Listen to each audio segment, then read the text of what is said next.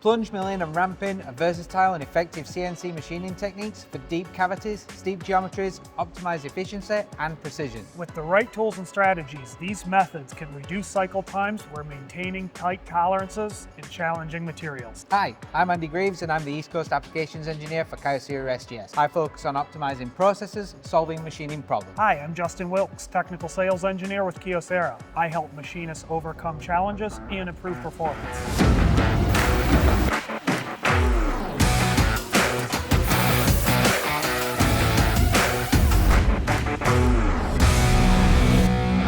Plunge milling focuses on axial engagement, reducing lateral forces, and is ideal for deep pockets, interrupted cuts, and materials that are prone to gumming. While ramping, on the other hand, is a gradual entry into the material at an angle.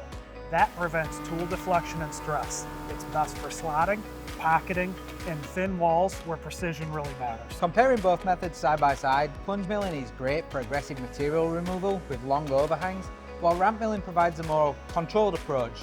Together they optimize roughing and finishing. Let's talk a little bit about the applications of plunge versus ramp milling, where either makes sense. Plunge milling for high volume roughing can reduce machining time significantly, especially for deep cavities and long sidewalls. Plunging around the periphery of a tapered pocket is often faster and manages tool load better than a traditional tool path. The cusp height, though, left behind from rough plunging depends on tool diameter and step over. That directly impacts the surface finish, which is important for finishing.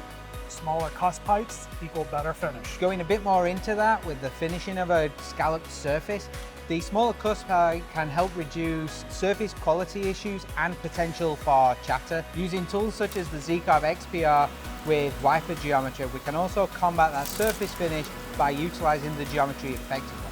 These strategies are ideal for tough applications like large forgings with heavy scale.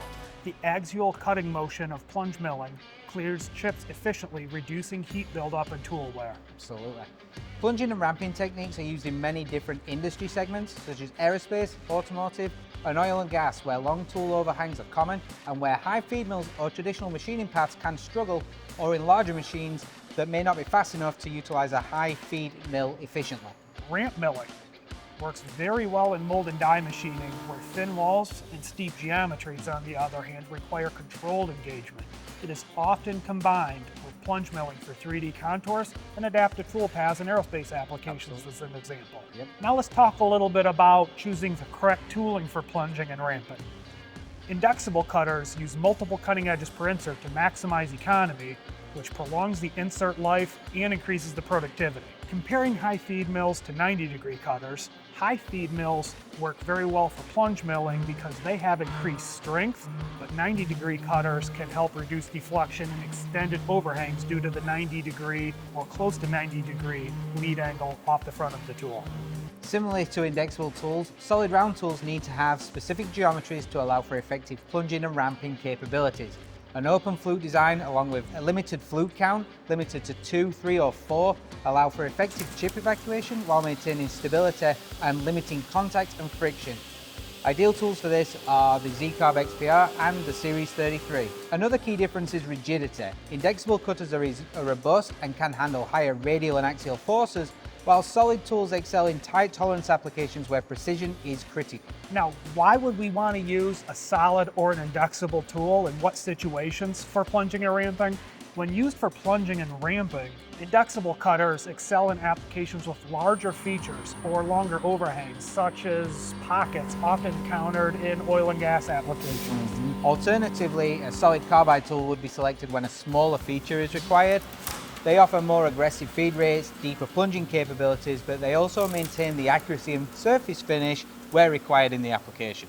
Another important aspect of multiple machining methods, especially plunging and ramping, is the minimizing of errors. Chip recutting can be a major issue in plunge milling too, especially in deep pockets. When chips aren't evacuated, they can be recut, which damages the tools and creates a poor workpiece finish.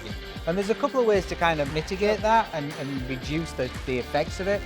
The first and most common way is to use high pressure coolant or air blast to effectively blast those chips clear of the cutting zone. Or you can use pecking cycles or alternative plunging depths to give the chips time to evacuate the hole and get out of the way. Chatter can be another challenge. That's especially during ramp milling applications with thin walls or delicate features. Here's a few strategies that you can use to resolve that chatter. Tools with variable geometries can help reduce chatter before it starts by preventing harmonic vibrations. That also helps increase stability. Proper fixturing is also important, reducing tool overhang. And it's important to mention as well that no tool alone can eliminate chatter. There are many variables, and to learn more, check out our other video specifically on reducing chatter. Deflection is also a common issue, especially when plunging very aggressively in roughing applications. If it's not managed well, it can affect the dimensional accuracy and tool life of both solids and indexable tools. One way to mitigate deflection is by leaving small stock allowance, let's say 0.5 millimeter to 1 millimeter or so, in the final walls during roughing processes. That ensures that finishing passes resolve or remove any residual inaccuracy. Spindle speed adjustment is also key in dialing in the process. So harmonic spindle speed control can help prevent the resonance and vibration, improving tool stability and reducing the effect of chatter. Also, reducing tool overhang. This may sound simple, but shorter tool lengths and more rigid holders, such as like a hydraulic or a shrink fit, improve stability and can help the tool itself reduce deflection. Definitely, yeah. Going further into the process, optimizing the feed and depth of the peck per plunging cycle can affect the overall surface finish and consistency of the tool performing well.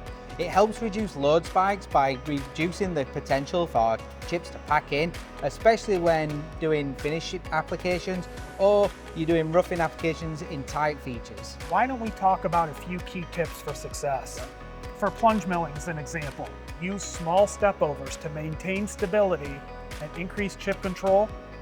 Also, follow the manufacturer's guidelines for the tool selection and cutting parameters. They're all going to be a little bit different depending on the application. Also, again, minimize the tool overhang and use rigid, high-quality holders. Yeah, and covering again the high-pressure coolant really helps reduce those chips being recut, especially in deep pocketing. Also, tool geometries where the indexing is variable can help improve stability and surface finish. Now, a few final takeaways as we wrap this up. Plunge milling is ideal for roughing. It excels in tough materials, interrupted cuts, and deep features. Suggested tools include indexable tools like high feed mills and square shoulder cutters, while solid round tools like high performance end mills with 2 to 4 flutes or flat bottom drills allow efficient material removal in those demanding operations. But there are times when you wouldn't want to plunge mill. While it is effective, plunge milling may have lower metal removal rates than high feed or dynamic milling operation. In some cases, it may be necessary to calculate the metal removal rate or run a CAM simulation to get a better idea of that time process overall. That's true. It's just important to run the numbers sometimes. Yep. Ramp milling strengths. Let's talk about those. More precise than plunge milling for delicate features. It's ideal for thin walls, steep geometries, or potentially for less rigid setups and machines. The Z-Carb XBR's wiper flat make it ideal for combined roughing and finishing operations. Yeah. Also, in choosing the right strategy, the best approach depends on the machine, the workpiece, and the production goals. Consult your local Kyocera or SGS sales engineer for the best strategy and the best tool for your application. Thanks for joining us today on Tips and Chips. If you found this helpful, like, subscribe, and hit that notification bell. Have you got any questions or tips that you'd like to share? Please leave a comment below. We'd love to hear from you. Need help? Visit the links in the description for more resources. And as always, keep those chips flying.